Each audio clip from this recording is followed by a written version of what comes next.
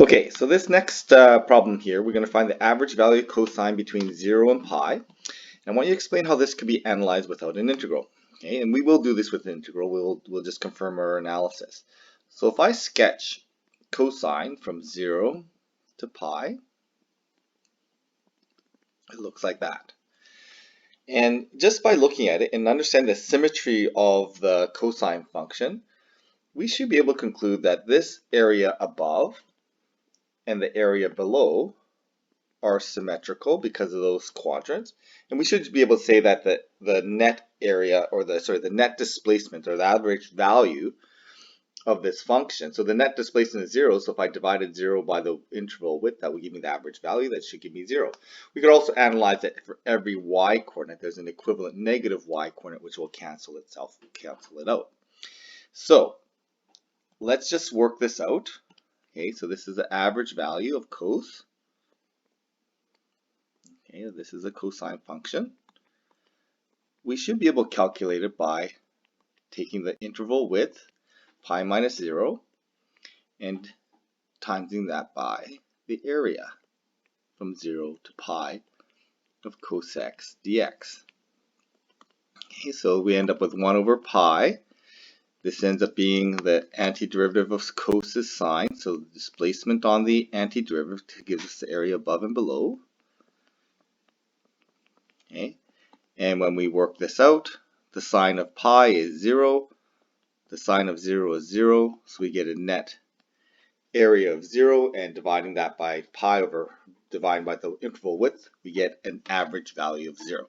And again, that makes sense because those areas cancel out, and the height at every point on that graph has an equivalent height below the graph. Okay, so next question here is the average number of hours of daylight in Vancouver is modeled by this sine function here. So I can calculate the average value of sunlight from day 130 to day 210. Okay, well that's going to be, looks like that's probably summertime there. So what I'm going to do is I want to know the total amount of sunlight over that period of time, which would be the area underneath that sine curve. Then I'm going to take that total hours of sunlight and I'm going to divide that by the number of days. In this case, there's 80 days. Okay, so it looks like this. So the average hours of sunlight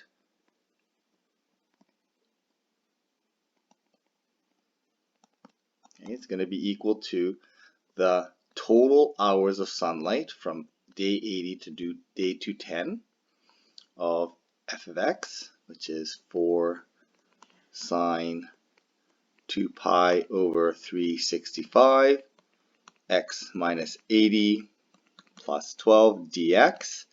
And we're going to divide that total number of hours of sunlight by the number of days between 210 and 130. So 210 minus 130 is 80 days. Oh, sorry, this is going to be not 80, but it's going to be day 130 to day 210. Okay, so then I'm going to work that out. It's going to be 1 over 80.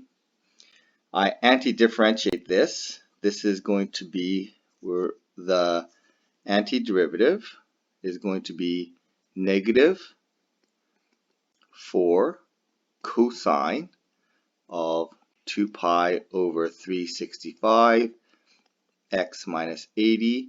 I have to account for that coefficient of the b coefficient there, so I have to divide by 2 pi over 365 plus 12x.